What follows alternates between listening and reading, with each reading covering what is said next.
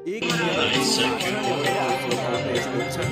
धरानका सडकहरूमा चुनाव प्रचार प्रसार समिति श्रम संस्कृति पार्टी सुनसरी क्षेत्र नम्बर 1 जनतासँग भेटिने अनि विकासको लागि सरकारको पर्खाइमा भर नगरी आफ्नो श्रममा खटिने व्यक्ति हुन् हर्क साम्पाङ। जब उनी मेयर बने यसले के विकास गर्ला भन्ने मानिसहरूको भन्ने थिएन, तर उनले साँचो नेतृत्व भनेको ठुला ठुला भाषण दिनु मात्र होइन, जनताका समस्या समाधान गर्न आफै मैदानमा उत्रिनु हो भनी देखाइदिएका छन्। धरानको पारिसकेको समस्यादेखि लिएर सरसफाइ अभियानसम्म हर्क साम्पाङ आफै खटिएका छन्। उनले गरेका धेरै निर्णय र कार्यका कारण उनी धेरै विवादमा समेत तानिने गर्छन्, तर उनले सधैँ जनता र विकासलाई भने प्राथमिकतामा नै राख्छन्।